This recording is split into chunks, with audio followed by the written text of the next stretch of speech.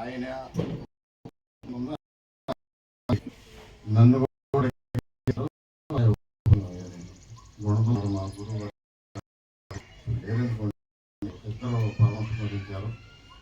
వారు ఆయన గారు నాకు బోధ నిత్యం చెప్తూ ఉండేవాళ్ళు. గురువు గారు ఆదివారం ఇప్పుడు గుణదల నుంచి వచ్చేవాళ్ళు, మేము వెళ్ళేవాళ్ళం అక్కడికి. ఇలాగా కొన్ని సంవత్సరాలు జరిగిపోయి ఏదో ఆయన పుణ్యం అని చెప్పి ఇక్కడ నాకు అధికారం ఆయన కొడుకు ఇచ్చారు, కుమారుడు ఇచ్చారు. ఆయనతో జరిగింది. పోతేనమ్మా ఇక్కడ మనం అసలు ఈ మానవ జన్మ దొరకటమే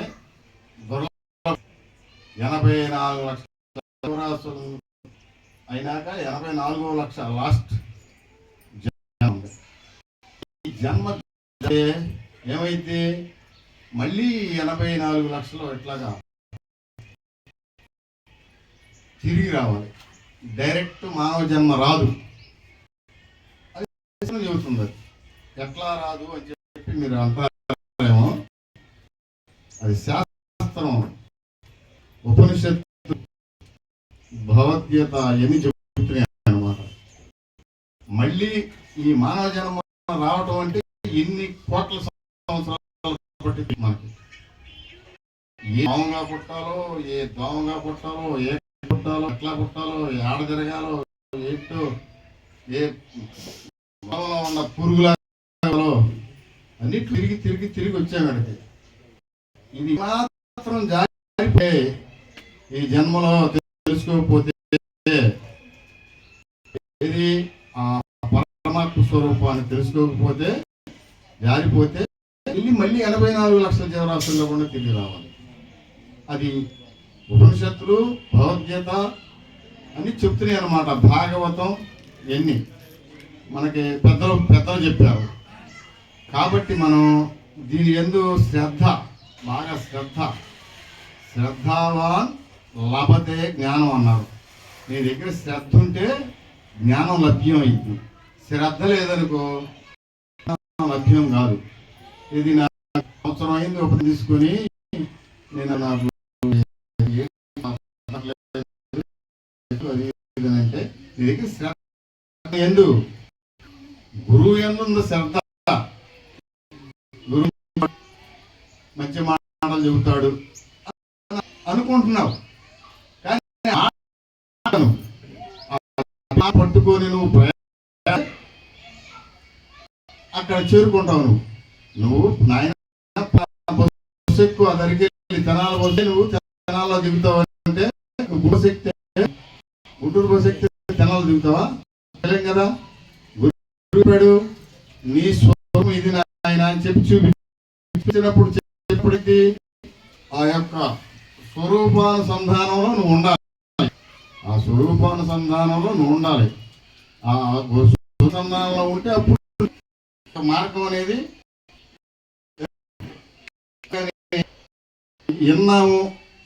నిన్నాం బోధ పోయింది, ఏడే పోయింది, సందులు దాటి తల్లి పోయింది అని అంటే వినాలి.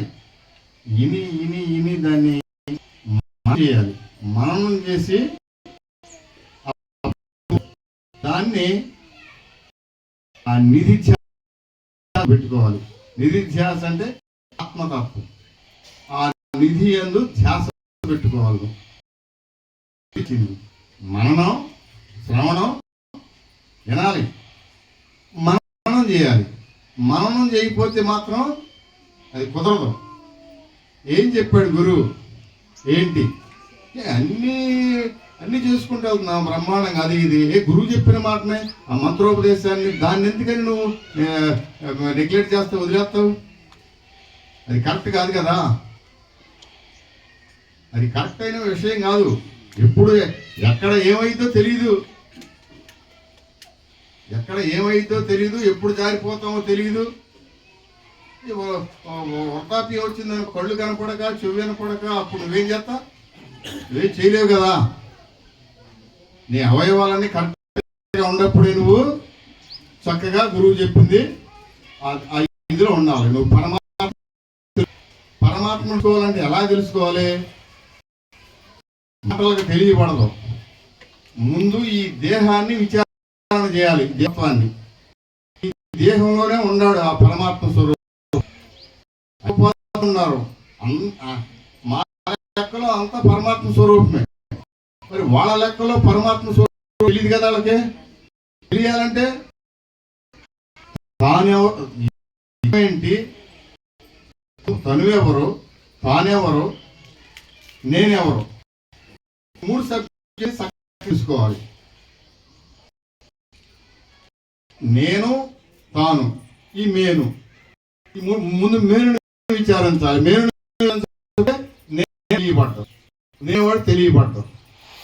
ముందు మేను విచారించాలంటే 24 తత్వాలను విచారించాలి. 24 తత్వాలంటే ఏంటి? బుద్ధి కారాలు, సమాన వ్యాన ఉదాన ప్రాణ అపాన వాయువులు, సూత్రము తొక్కు చక్షు జమ సప్తస్వ స్వరూప కరిమేంద్రియాల వాక్కు పాణి పాదము. ఈ 24 తత్వాలు తెలుసుకోవాలి. ఈ 24 తత్వాలతో కూడుకున్నటువంటిది ఈ దేహం. ఈ దేహం ఏంటి? జడ రూపం. జడం అన్నమాటిది. ఈ స్తంభం అలాంటిది. ఇది ఇందులో ఏముంది? జ్ఞాత అనేవాడు ఉన్నాడు. జ్ఞానశక్తి. అది జ్ఞాత అనేవాడు ఉన్నాడు. ఆ జ్ఞాత యొక్క సత్తా వలన ఈ మనసు సంకల్పిస్తుంది. అంటే జ్ఞాత సాన్నిధ్యాన్ని ఉందన్నమాట. ఇది ఆ జ్ఞాత యొక్క సాన్నిధ్యం ఉండటం వల్ల దీనికి చలనం కలిగింది. చలనం కలిగి ఏది? సూదెంటు రాయి పక్కన ఒక పిన్నిస్ ఉందనుకోండి. ఆ పిన్నిస్ ఏమైతే కదిలిద్ది. అది కదలదు. సూదెంటు రాయి కదలదు, పిన్నిస్ కదిలిద్ది. అట్లా ఈ మనస్సు కదిలింది. ఈ మనస్సుకు ఏంటి? చలన గుణం. తప్ప వాయువు వల్ల వచ్చినటువంటిది మనస్సు. ఈ మనస్సు ఎప్పుడు పూజించిందో ఆ బుద్ధిని చేయించడం, అహంకారం, కర్తృత్వం పనిచేయటం వరకు ఈ లోపల ఏం చేస్తాయి? అన్ని సంకల్పం, నిశ్చయం, చింతన. ఈ 3 జరుగుతాయి. జరిగిన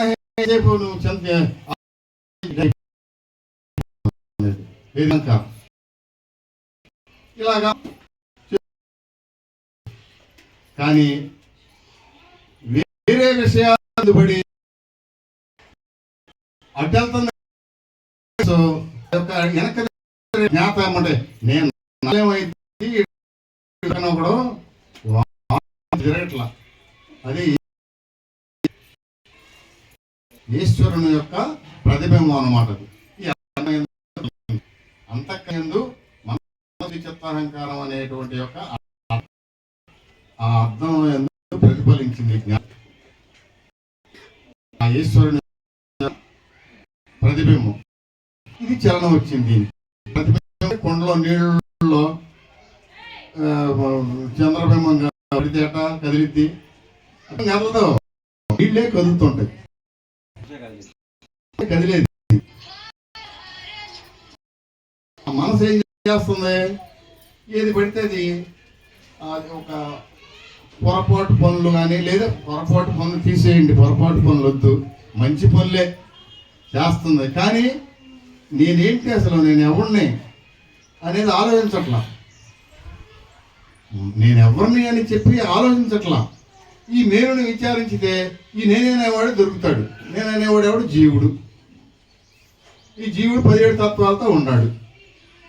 ఈ 17 తత్వాలతో జీవుడిని ఎప్పుడైతే తెలుసుకున్నామో, ఈ జీవుడు అనేవాడు వీడికి కూడా స్వయం శక్తి లేదు. అవతల ఉన్నటువంటి జ్ఞానం, ఇది అజ్ఞానం అనేటువంటిది, అజ్ఞానం యొక్క ప్రతిబింబమే ఈ జీవుని ఎత్తేసేయి. అజ్ఞానం యొక్క ప్రతిబింబమే ఈశ్వరుడు. ఈశ్వరుడికి ఉపాధి ఏంటి అంటే అజ్ఞానం. ఆ అజ్ఞానంలోకి ఎప్పుడు వెళ్తున్నాం మనం? ఈ బాహ్యంగా స్థూలంగా అజ్ఞానంలో తిరుగుతున్నాం. సూక్ష్మంలోకి వెళ్ళేటప్పటికి జాగ్రత్త అవస్థ వదిలిపెట్టి స్వప్నావస్థ వదిలిపెట్టి వెళ్తున్నాం. ఆ సుషుప్తిలోకి వెళ్ళినప్పుడు ఏమవుతుంది? గాఢ నిద్రలో ఆ అజ్ఞానం ఏమీ తెలియట్లేదు.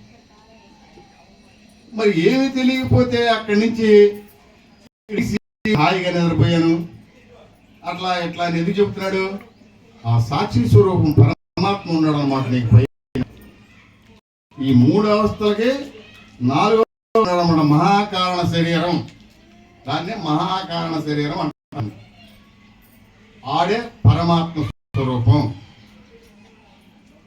ఆడే ఈ యొక్క ఇది ఈ పంచకోశాలంటలా ఈ పంచకోశాలకు విలక్షణంగా ఉన్నాడు వాడు. ఈ అన్నమయ, మనోమయ, ప్రాణమయ, విజ్ఞానమయ, ఆనందమయ కోశాలకి అవలనటువంటి వాడే పరమాత్మ. ఆ పరమాత్మను మనం తెలుసుకోవాలి. ఎలా తెలుసుకోవాలి? గురువు దగ్గరికి వెళ్ళాలి. గురువు దగ్గరికి వెళ్ళి అప్పుడు నీవెవరు అని చెప్పి నీ స్వరూపాన్ని నీకు ఉపదేశం చేస్తారు. ఆ మంత్రోపదేశం చేస్తారు. ఆ మంత్రోపదేశాన్ని నువ్వు ఎల్లప్పుడూ అది సహజంగా జరుగుతున్నది. ఆ జరిగేదాన్ని గమనించడానికి తీరకపోతే ఎవడేం చేస్తాడు?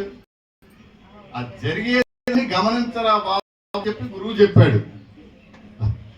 జరిగేదాన్ని గమనించమన్నారు. నువ్వు అన్ని పనులు చేసుకో, నువ్వు వ్యవసాయం చేసుకో, ఇంకోటి చేసుకో, పిల్లల్ని వాళ్ళ గమనాలు తీర్చు, అన్ని చెయ్యి, కష్టపడి పని చేసుకొని 10 రూపాయలు సంపాదించు.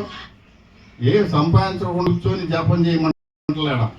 అన్ని చేసుకో. అన్ని చేసి ఆ యొక్క ఆ భావంలో నువ్వు ప్రయాణం చేయి. ఆ భావంలో ప్రయాణం చేస్తుంటే నీకు ఏ ఇబ్బంది కర్మరహితం. కర్మరహితం. ఈ కర్మ జన్మ వచ్చింది, వల్ల కర్మ, జన్మ వల్ల మళ్ళీ కర్మ చేయాలి. జన్మ చేయొద్దా? ఇంటమే, చూస్తాం కర్మే, తింటాం కర్మే, నడుస్తాం కర్మే. ఇవన్నీ తప్పదు, కర్మ చేయాలి. ఆ యొక్క స్వరూపాన్ని నీకు గురువు గారు చెప్పాడు. కర్మరాహిత్యం చేసుకోవాలంటే అదే జ్ఞానకర్మ. అజ్ఞానంలో ఎన్ని చేసుకెళ్తున్నాం.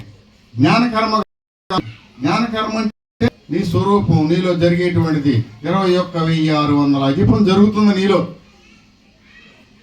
అజప సూత్రాన్నే నీకు ఇచ్చింది. ఆ జరిగేదాన్ని గమనించు. నువ్వేం చేయొద్దు, బరువులు ఎత్తద్దు, ఇంకోటి చేయొద్దు, గమనించు. సరే అది మరి అటు ఇటు మరి నేను ఏదో పల్లె ఉంటే మరి గుర్తు తప్పుకుంటున్నా కదా అంటే వెళ్ళిద్ది. ఎందుకంటే అది ఎప్పుడు బయట తిరిగే అలవాటు కదా దానికి. గాలి కదా, అది గాలి మనంపు కదా. ఆ బయట తిరిగే దాన్ని ఏం చేయాలంటే మళ్ళా గుర్తు తెచ్చుకొని ఈ సాధన ద్వారాగా నేను మళ్ళీ దగ్గర తీసుకో. మళ్ళీ దాంట్లో తగిలి దీన్ని ఈ మనసుని దాని అందు పొందుపరిచి ఈ ప్రయాణాన్ని అలా చేసుకుంటూ వెళ్తుంటే వెళ్ళిద్ది అటు వెళ్ళిద్ది ఇటు వెళ్ళిద్ది. కోతి లాంటిది కదా మనస్సు. వెళ్ళినప్పుడు ఏం చేయాలి? మళ్ళీ తెచ్చుకోవాలి. మళ్ళీ దాన్ని కానీ చెప్పి మళ్ళీ తెచ్చుకొని మళ్ళీ దాన్ని లైన్లో పెట్టుకోవాలి. లైన్లో పెట్టుకోవాలి అంటే దాని ఎందుకు ప్రయాణం చేయాలి. పొందుపరచని చేయాల్సిన డ్యూటీ ఏమీ లేదు. అది చేసుకుంటూ వచ్చి బోధనాలి. బోధన మంత్రం తీసుకోగానే ఏమి తెలియదు. మంత్రం తీసుకోగానే ఏమి తెలియదు. ఆ బోధ వినాలన్నమాట. శాస్త్రాలు చెప్పినవి మనం వినాలి. గ్రంథాలు, శంకరాచార్య చెప్పిన గ్రంథాలు ఉన్నాయి, ఇంకా మహానుభావులు చెప్పిన గ్రంథాలు ఉన్నాయి, గీత రకరకాల గ్రంథాలు ఉన్నాయి. అంటే అన్ని గ్రంథాలు మనకు పనికిరావు. తత్వాన్ని చెప్పి మనకు చాలా గ్రంథాలు ఉంటాయి. ఆ గ్రంథాలన్నీ మనం చదవము. అర్థం చేసుకున్నాడు చదవడది ఆ గ్రంథం. దీని ప్రయాణం చేస్తాడు. కాబట్టి మనం ఆ ప్రయాణంలో చేయాలి. కానీ వెళ్ళకుండా ఎంతసేపటికి అది గుర్తులేదు. ఎందుకు గుర్తు ఉండదు? ఉండదంటే ఎట్టా? సాధన చేయి. లేదు రోజు 1 గంట పొద్దున చైర్స్ ఒక కూర్చొని దాన్ని జేబులో పెట్టుకో. అదే అదే వచ్చింది. కష్టపడాలి, కష్టపడకపోతే నీ జ్ఞానం ఎట్ట దొరికింది? కష్టపడ ఈ కష్టాన్ని కూడా చేయకపోతే నీ జ్ఞానం ఎట్ట వచ్చింది? అసలు ఎడ మనం ఏ కోట్లు సాధించాలని ఇంకోటి జన్మరాహిత్యం చేసుకోవడం కోసం వచ్చాం. జన్మ కావాలి అనుకుంటే ఇక్కడికి రావక్కర్లా.